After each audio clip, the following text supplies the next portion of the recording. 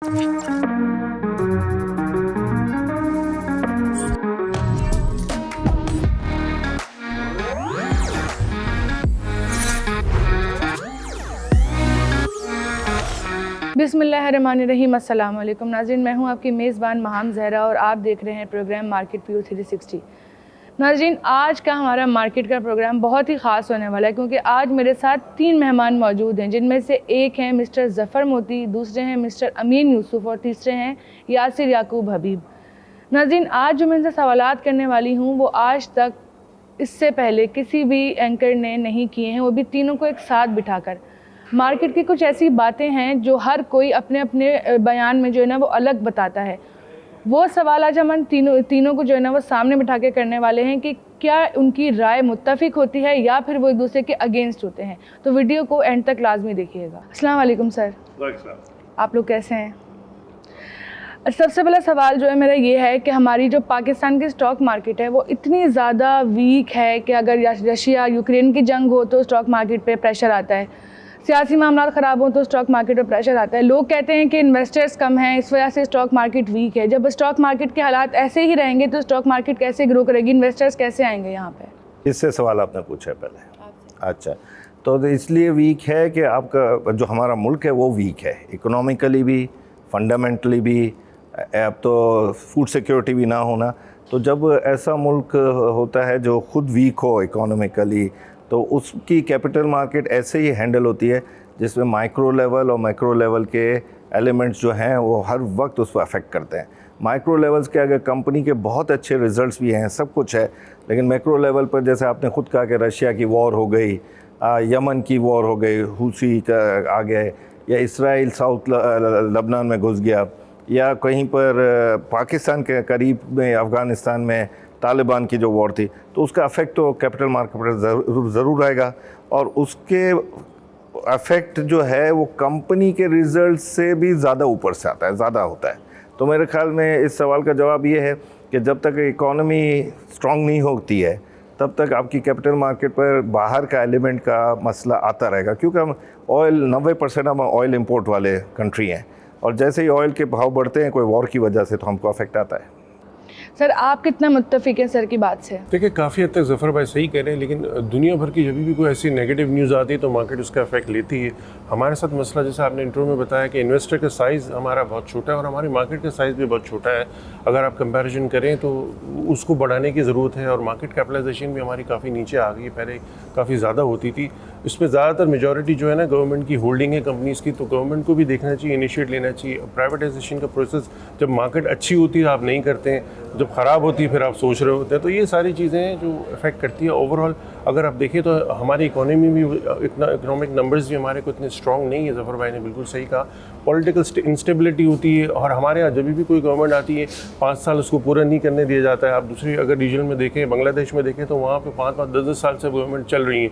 जब गवर्नमेंट अगर 5 या 10 साल चलेगी तो आपकी इकोनॉमी स्ट्रॉन्ग होगी, अदरवाइज आपकी इकोनॉमी वीक ही होगी। कि वही वाली बात है, कोई भी कोई प्लान करेगा, अगर उसको पूरा टाइम नहीं दिया जाएगा तो आपकी इकोनॉमी कैसे बेहतर होगी। तो उस पर यही वाली बात है कि जो भी गवर्नमेंट अगर फ्यूचर में भी आती है तो 5 साल उसको काम करने दिया जाए। इसके बाद देखिए इलेक्शंस होते हैं, इलेक्शन में वोट करते हैं, ठीक है, आपको नहीं मिले वोट, आप 5 साल वेट करें, फिर उसको गवर्नमेंट को पूरा चलने दें। तो जब तक ये सारी चीज़ें नहीं होंगी हमारी इकोनॉमी भी सही नहीं होगी, क्योंकि जब पॉलिटिकल स्टेबिलिटी नहीं होगी तो इकोनॉमी में कोई फोकस ही नहीं करेगा। यासिर सर, आपसे सवाल है मेरा कि आप ये बताएं कि अक्सर यहाँ पे इन्वेस्टर्स ये शिकायत करते हुए नज़र आते हैं कि जो ब्रोकर्स होते हैं वो इन्वेस्टर्स को मिसगाइड करते हैं अपने प्रॉफिट के लिए। इसमें कितनी सच्चाई है? इसमें मैं नहीं समझता हूँ कोई सच्चाई है। देखें, बात यह है कि एक चीज़ आज 2 रुपये की है या 4 रुपये की है, वो कल 8 रुपये की होगी। अगर आपके पास आपके क्लाइंट को आपने 4 रुपये पे बोला वो ख़रीदो और उसने उस वक्त नहीं खरीदा, वो 6 रुपये पे आपसे पूछता है, 7 रुपये पे पूछता है कि क्या मैं आप ख़रीद लूँ। और अगर उस वक्त भी मार्केट बुलिश है तो ऐसा नहीं है कि इसमें कोई ब्रोकर का कोई पीछे पर्पज़ है कि नहीं मैं उसको महंगा दिला के उसका नुकसान करवा दूँ। देखिए, बात यह है कि हर इंसान को ये समझना चाहिए कि अगर क्लाइंट नुकसान करेगा तो इसमें क्लाइंट का नुकसान नहीं है, इसमें हमारा भी नुकसान है, इसमें स्टॉक एक्सचेंज का भी नुकसान है। जाहिर सी बात है, वर्ड ऑफ माउथ गलत उसमें नेगेटिव आता है। बात यह है कि हर इन्वेस्टर और ट्रेडर को मालूम होना चाहिए कि जब आप स्टॉक एक्सचेंज में काम करते हो कि वैल्यूएशन भी कोई एक चीज़ है। अगर एक चीज़ आज 10 दिन पहले एक चीज़ अगर 10 रुपये की थी और आज वो 10 दिन के बाद 17 रुपये की है, और मैंने किसी क्लाइंट को 12 रुपये पे पिच किया और वो 17 रुपये पे नहीं लेके आज मुझसे 17 रुपये पूछता है कि मैं अब ले लूँ, तो इसमें मेरा नहीं ख्याल कि कोई ब्रोकर की गलती है, उसमें उस क्लाइंट की वैल्यूएशन का भी एक अंडरस्टैंडिंग गैप है कि जो चीज़ 10 दिन में 70% रिटर्न दे चुकी है, अब आप उससे क्या एक्सपेक्ट कर रहे हैं। ये नहीं मैं समझता हूँ कि मैं ये नहीं कह रहा हूँ कि वो 4-6 महीने या साल में उससे ज़्यादा अच्छा रिटर्न नहीं देगी, लेकिन मैं ये कह रहा हूँ कि एटलीस्ट आपको अब अगले 10 दिन तो आप ये भूल जाएं कि आपको यहाँ से कोई 10-20% भी रिटर्न मिल सकता है, क्योंकि वो ऑलरेडी 70% रिटर्न दे चुकी है। 10 दिन के अंदर 70% रिटर्न आपको एक चीज़ स्टॉक एक्सचेंज के दे रही है, मुझे नहीं लगता पाकिस्तान में ऐसी कोई बिजनेस है जो आपको 10-20 दिन के अंदर इतना बड़ा रिटर्न दे सकते हैं। तो इतने रिटर्न के बाद तो एक इन्वेस्टर को खुद भी समझना चाहिए कि हम खुद उस स्क्रिप्ट को एक करेक्शन लेने दें या खुद उसको एक अच्छी वैल्यूएशन पर आने दें, इससे पहले हम इन्वेस्ट करें। सर आप ये बताएं कि फिर ये मिसाल लोग क्यों देते हैं? अक्सर लोग इस तरह से बोलते हैं कि जो इन्वेस्टर है वो बाय और सेलिंग कर करके जो है ना वो गरीब हो गया, और ब्रोकर जो है ना उसने बंगले बना लिए, गाड़ियाँ खरीद ली। आप बताएं ज़फ़र सर कि ऐसा क्यों कहते हैं? तो बिल्कुल गलत है। बाय और सेल करने वाला दुनिया में उसके लिए रिस्क होता है, सिर्फ पाकिस्तान में नहीं है। लेकिन ये है कि पाकिस्तान में एक और बड़ा मसला है कि हर किस्म की जो थ्योरी चलती है जो दुनिया में, वो हमारे यहाँ मसाइल में आ जाती है। लॉन्ग टर्म इन्वेस्टमेंट भी करने वाले कभी ट्रबल में आ जाते हैं, इसलिए कि वो लॉन्ग टर्म का कॉन्सेप्ट लेकर आए होते हैं। लेकिन मुल्क में फिर यही जो प्रॉब्लम्स अभी सब बता रहे थे कि भाई पॉलिटिकल क्राइसिस और ये वो, तो लॉन्ग टर्म इन्वेस्टमेंट वाले फंसता है। लेकिन ज़्यादातर बाय एंड सेल करने वाले क्यों वो करते हैं कि वो ओवर लिमिट बिजनेस कर जाते हैं, नंबर 1। नंबर 2, वो अगर प्रॉफिट हो रहा है तो बहुत कम पिप्स में वो काम करके निकल जाते हैं, यानी प्रॉफिट कर लेते हैं, और लॉसेस में लॉन्ग वे खड़े होते हैं। अब वो जो उसके ऊपर जो ब्रोकरेज हाउसेस का बंगले बना लेना या ब्रोकर्स का बंगले बना लेना, वो इसलिए कनेक्टेड नहीं है कि वो एक क्लाइंट नहीं है, हमारे पास ऐसे 1000 क्लाइंट होंगे, तो 1000 क्लाइंट की ब्रोकरेज से अगर वो बंगले बनाता है या टैक्स भरता है या गाड़ियाँ ख़रीदता है या आर्टवर्क ख़रीदता है, वो उसका पर्सनल मैटर है। वो उसका कनेक्शन उसकी हार जीत से, इन्वेस्टर की जो बाय सेल करके स्पेक्यूलेटर है, उससे कनेक्शन नहीं है। अच्छा अमीन सर, आप बताएं कि स्टॉक एक्सचेंज में जितनी भी कंपनीज़ हैं, अब ज़ाहिर इंसान यहाँ पे जितने भी शेयर होल्डर्स हैं स्टॉक मार्केट में, वो उनके शेयर परचेज़ करते हैं। अगर उन कंपनीज़ को कॉल करते हैं उनकी इन्फॉर्मेशन लेने के लिए कि भाई वो क्या प्रोडक्ट बना रही हैं, कौन सी चीज़ों का इसमें इस्तेमाल कर रही हैं और उस कंपनी कितनी स्टेबल है, तो कंपनीज़ वाले जो है ना वो ये चीज़ रिवील नहीं करते, वो लोग बताते नहीं हैं। ऐसा क्यों करते हैं, हालांकि उनको चाहिए कि वो अपने शेयर होल्डर को पूरी इन्फॉर्मेशन दें? देखिए बिल्कुल आप सही कह रहे हो कि जो भी कंपनी, उसकी ब्रीफिंग होनी चाहिए कि कंपनी के अगर कोई नए प्रोडक्ट्स आ रहे हैं या प्रोडक्ट्स पुराने उन्होंने ख़त्म कर दिए तो उसकी ब्रीफिंग होनी चाहिए। और वो मेरे ख्याल में अकाउंट्स के में भी प्रोडक्ट का भी एक एस्पेक्ट होना चाहिए, क्योंकि अगर इन्वेस्टर है, अगर वो अकाउंट्स देख रहा है, उसकी इतनी नॉलेज है कि फाइनेंशियल स्टेटमेंट वो देख सकता है, तो ये नॉलेज भी वो कर सकता है, उसके बेस पर वो डिसीजन ले सकता है। लेकिन ये ज़फ़र भाई ने जैसे बताया कि बंगले बन जाते हैं, ये ऐसी बात बिल्कुल गलत है। देखिए इन्वेस्टर जो आता है वो अपनी डिसीजन खुद ले रहा होता है, वो प्रॉफिट भी खुद कमा रहा होता है, नुकसान भी खुद रख रहा होता है, प्रॉफिट ब्रोकर को नहीं दे रहा होता है। मसला ये होता है जब लॉसेज आप कर रहे हो तो फिर आप ब्लेम कर रहे होते हैं कि ब्रोकर ने हमें मरवा दिया, हमें नहीं बताया। जैसे यासर भाई ने बिल्कुल सही कहा कि एक लेवल लेने का, एक लेवल बेचने का। अगर आप बेचने के वाली पोजीशन पे एक ऑप्टिमम लेवल पे एक स्टॉक आ गया, उस पर आप ले रहे होंगे तो फिर तो आप नुकसान ही करेंगे। तो वो डिसीजन भी एक डिपेंड करती है कि इन्वेस्टर जो है ना वो क्या होता है, टिप्स पे चल रहे होते हैं, व्हाट्सअप ग्रुपों पर टिपें आ रही होती है, भाई आज ये ले लो, कल ये बेच दो, ये भी ले लो, तो उस पर जो है ना इससे काफ़ी इन्वेस्टर को डैमेज होता है। आप खुद अपना होमवर्क करें। अगर आपने इन्वेस्टमेंट करनी, प्रॉपर्टी ले रहे होते तो आप सारी एनालिसिस कर रहे होते हैं, जब स्टॉक ले रहे होते तो एनालिसिस क्यों नहीं कर रहे होते। तो ये इन्वेस्टर की भी रिस्पॉन्सिबिलिटी ब्रोकर की है। ठीक है, ब्रोकर जैसा कहेगा ठीक है बहुत ऑप्टिमम लेवल पे आप नहीं लें, लेकिन इसके बावजूद आप इन्वेस्टर को रोक नहीं सकते। वो कहता है मेरी डिसीजन अलग है। देखिए मार्केट को कोई टाइम नहीं कर सकता। मार्केट में मैं ही कह दूँ कि ये स्टॉक आज इतना क्या हो जाएगा, मुझे सारी चीज़ें पता हो या मेरे पास कोई जिन हो वो मुझे बता देगा भाई आज ये लेवल पर आ जाएगी मार्केट। तो ये this nobody can time the market. और वही वाली बात होती है जैसे ज़फ़र भाई ने कहा कि लॉन्ग टर्म होते हैं इन्वेस्टर, ऐसे भी होते हैं वो नहीं देख रहे होते हैं। वही वाली बात है, स्टॉक्स के साथ शादी करके बैठ जाते हैं। तो भाई आपको देखना है कि स्टॉक्स की मूवमेंट क्या है। कभी कभी ऐसी होती है कि अर्निंग्स आपकी ख़राब भी हो गई।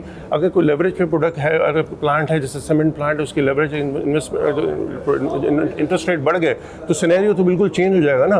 तो आपको मार्केट के साथ अपडेट रहना है, आपने देखना है दुनिया में क्या हो रहा है। वो इंडस्ट्री में से रिलेटेड जो अगर कंपनी में आपने इन्वेस्टमेंट की है तो इंडस्ट्री की एनालिसिस क्या है, इंडस्ट्री की में काम है कि नहीं। अगर इंडस्ट्री में काम नहीं होगा, सीमेंट की अगर डिमांड नहीं होगी तो सीमेंट प्लांट कहाँ से प्रॉफिट में आएगा। मैं कुछ कहना चाह रहा हूँ, आपका जो सवाल था ना कि भाई ये जो कंपनियां नहीं बताती हैं, वो बिल्कुल डिफरेंट सवाल है। और उसका टोटल ब्लेम जो है मैं रेगुलेटर्स को कहता हूँ, कई सालों से कह रहे हैं कि ये कॉपरेट नहीं करते। एज अ शेयर होल्डर इनको हम जब ये स्टॉक एक्सचेंज में आते हैं तो इनको हर चीज़ बतानी पड़ती है और बताना चाहिए, और दुनिया में हो रहा है, लेकिन यहाँ पर वो छुपाते हैं और कई मरतबा फेक न्यूज़ देते हैं। हमारे पास, मैं बोर्ड ऑफ डायरेक्टर्स में बैठा, जब एक रिज़ल्ट ओरिएंटेड कंपनी, पाकिस्तान की बहुत बड़ी कंपनी ने फैक्स भेजा और फैक्स में डिविडेंड और उसके डिक्लेरेशन जो थी वो गलत बताई। मेरे सामने यहाँ हुआ है, एक कंपनी आई जिसने ये बताया ही नहीं कि उसके ऊपर किस एक पर्टिकुलर बैंक का इतना बड़ा कर्जा है, जो रेगुलेटर को जब ये लिस्टेड होने को आई तो उनको पता होना चाहिए था। उसके बाद वो कंपनी के प्राइसेस बहुत डिक्लाइन हुए और यहाँ कई क्लाइंटों को हार्ट अटैक हुए। ये अब मैं कोई बहुत पुरानी हिस्ट्री की बात नहीं कर रहा हूँ, अभी की बात। तो ये जो नहीं इन्फॉर्मेशन दे रहे, इनको भी मैं तो कहता हूँ जेल करवानी चाहिए इनके बोर्ड ऑफ डायरेक्टर्स को, कि भाई ये नहीं दे रहे। ऐसा भी हुआ है कि प्रॉक्सी लेकर कंपनियों में गए हैं लोग वो डायरेक्टर बनने के लिए, तो कंपनियों ने अपने फैक्सेस बंद कर दिए कि ये डायरेक्टर ना बन सकें। तो ये सब चीज़ें तो रेगुलेटर्स को देखनी चाहिए। जैसे मैं कहता हूँ कि हमारे यहाँ जो रेगुलेटर्स हैं, जो हमको सबको हैंडल कर रहे होते हैं, उसमें सबसे बेस्ट अभी भी मैं स्टेट बैंक को समझ रहा हूँ कि स्टेट बैंक तमाम अपनी बैंकों को हर वक्त हर सेकंड देख रहा होता है, वॉच कर रहा होता है। इसमें कोई बैंक डिफ़ॉल्ट पर होता है तो उसको ऑटोमेटिकली उसको कैच होल्ड कर लेता है, उसके पूरे बोर्ड ऑफ डायरेक्टर्स को कैच होल्ड करता है। यहाँ पर हमारी कंपनियों को जो देख रहे हैं रेगुलेटर्स, वो नहीं करते। अगर एक क्लाइंट आपके पास इस वजह से आके ये कहता है कि आपकी वजह से हमारे पैसे चले गए, तो वही जो ज़फ़र भाई कह रहे हैं, जैसे अमीन साहब कह रहे हैं कि इसमें कोई ऐसा नहीं है कि हमने उनको ये कहा है कि आप महंगी चीज़ ख़रीद लो, या फिर हमने कहा है कि वैल्यूएशन देकर नहीं। हमने हर बार सब जितने भी क्लाइंट्स होते हैं हम सबको सजेशंस यही देते हैं कि आप जब भी किसी जगह इन्वेस्टमेंट करें, आप उसकी बुक्स देखें, आप कि क्या है कंपनी में क्या नहीं है। अच्छा, जब एक कंपनी में आप उसकी चीज़ें देख लेते हैं सारी, कि क्या उसने अर्निंग्स किए, क्या एक्सपेंसेस किए हैं, और फिर जब आपको सवालात करने होते हैं किसी कंपनी से, तो पाकिस्तान में वैसे इसका ट्रेंड बहुत कम है कि एक कंपनी आपको कंपनी ब्रीफिंग रखे जिसमें आपके सारे सवालात के जवाब हो।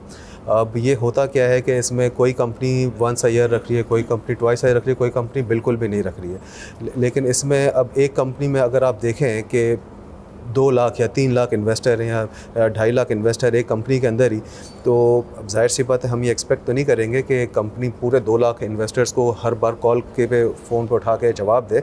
लेकिन हम ये ज़रूर एक्सपेक्ट करेंगे कि उनकी कॉर्पोरेट ब्रीफिंग्स हो, कंपनी खुद अपनी ब्रीफिंग्स रखे और अपने सारे क्लाइंट्स को खुद इनवाइट करके बताएं कि हमारी कंपनी में पास्ट में क्या होता रहा है, फ्यूचर में क्या होगा, और अभी हम करंट सिनेरियो में हम कहाँ पर खड़े हैं। इस तरीके से एक क्लाइंट के पास भी सारी इन्फॉर्मेशन होगी और इंटरैक्टिव जब सेशंस भी होंगे कि आगे कंपनी के क्या प्लान्स है करने के, तो ज़्यादा बेहतर होगा एक क्लाइंट को समझने के लिए कि ठीक है अब मैं इस कंपनी में आज इन्वेस्ट करूं कि नहीं करूं। लेकिन ये कह देना कि कंपनी या तो फिर चीज़ें गलत दिखा रही है या मिसगाइड कर रही है, ये सारी चीज़ें पार्ट ऑफ रिसर्च है। जाहिर सी बात है कि अब जैसे ज़फ़र साहब ने ये भी कहा कि कंपनी ने गलत मिसगाइड किया आपको डिविडेंड दिखा, ऐसा भी होता है कि डिविडेंड मिसगाइड करके दिखाते हैं। उस डिविडेंड पे तो आ गया, इन्वेस्टर ने तो आपके शेयर्स ले लिए, लेकिन अगर उसके आधे घंटे बाद उसकी सही रिपोर्ट आ रही है तो वही शेयर आपको वहाँ से 5% 7% नीचे मिल रहा है, तो बेसिकली वो इन्वेस्टर उसी दिन 6-7% पैसे अपने लूज़ कर जाता है। तो ये चीज़ें रहती हैं। वही ज़फ़र भाई वाली बात है कि रेगुलेटर्स को इस चीज़ के ऊपर बहुत काम करने की ज़रूरत है और उनको ये चाहिए कि उन चीज़ को एक प्रैक्टिस में लेके आएँ। कॉर्पोरेट ब्रीफिंग्स को, कॉर्पोरेट एक पूरा जो एक तरीक़ाकार है ग्लोबली, उसको एक प्रैक्टिस में लेके आए कि हर इंसान के पास इक्वल इंफॉर्मेशन हो जिसकी बेसिस के ऊपर हम इन्वेस्टमेंट प्लान्स बना सकें। अच्छा सर, लास्ट क्वेश्चन आप तीनों से मेरा ये सवाल है कि अभी सियासी मामलों की वजह से स्टॉक मार्केट ने काफ़ी प्रेशर लिया था, जिसकी वजह से स्टॉक मार्केट ने परफॉर्मेंस दिखाई नहीं अपनी। आगे क्या सूरत हाल देख रहे हैं? जो हुकूमत आ रही है उससे क्या एक्सपेक्टेशंस हैं? क्या देख रहे हैं कि आगे नई हुकूमत जो आएगी उसके बाद स्टॉक मार्केट परफॉर्म करेगी? सर आप बताएं सबसे पहले। देखिए, जो सियासी मुश्किलात थी उसका जैसे ही एंड की तरफ जाने लगा कि ऊँट एक करवट बैठने लगा, तो आप कैपिटल मार्केट का रिएक्शन फ़ौरन देखें कि फ़ौरन वो अच्छाई की तरफ चला गया। और वो ये शो करता है कि ये पॉलिटिकल क्राइसिस किसी भी तरफ जाता, चाहे अपोजिशन की तरफ जाता, चाहे गवर्नमेंट की तरफ जाता, लेकिन उसका क्लैरिटी कितनी ज़रूरी थी हमारी मार्केट के लिए, इसका एक एग्जांपल आपको मिल गया है लास्ट वीक, ये पूरा है, ठीक है। अब अगर ये मसला थम जाता है तो इसका हमें बड़ा फ़ायदा होगा, कैपिटल मार्केट को भी, इकोनॉमी को भी, डॉलर रुपये की पैरिटी को भी, इंटरेस्ट रेट को भी स्टेबिलिटी मिलेगी। अच्छा, इन्वेस्टर भी कॉन्फिडेंस हो जाएगा कि अब ये मुल्क ऑन द गो है। तो ये ऑन द गो का जो रिज़ल्ट है वो अभी से आपको नहीं पता चलेगा, वो आपको ये 2-3 महीने, अभी तो दोनों तरफ के लोग अपने अपने गिमिक्स कर रहे हैं। एक तरफ ऑपोजिशन में अब बैठ गए हैं, जो लास्ट हुकूमत थी वो रोड पर स्ट्रीट स्मार्ट और स्ट्रीट पर दिखा रहे हैं। दूसरी तरफ हमारे जो हुकूमत आई है वो जल्दी जल्दी एक दिन में यूँ लगता है कि पाकिस्तान को चेंज कर देंगे। ये दोनों साइड पर ऐसा कुछ नहीं होगा। और जो नई रिज़ल्ट्स आ रही हैं, ब्लूमबर्ग्स की रिपोर्ट्स और जो आ रही हैं, वो यही कह रही हैं कि हम 4-4.25 के ऊपर की GDP पर नहीं जा रहे। हमारी कोई डॉलर रुपये की पैरिटी ऐसी नहीं होगी कि वापस 150 रुपये देखें। हम लोग कोई इंटरेस्ट रेट अचानक 2.5% बढ़ाकर, मैं 100 बेसिस पॉइंट तो आपके प्रोग्रामों में कहा था, 2.5% का किसी को आइडिया नहीं था। अब इसको रिफंड सिंगल डिजिट पर आने का मुश्किल है। तो ये सब के जवाब जो हैं आपको कम से कम 6 महीने के अंदर आएंगे।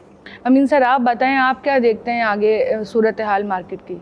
देखिए, जो ज़फ़र भाई ने बताया काफ़ी चीज़ें उन्होंने बता दी।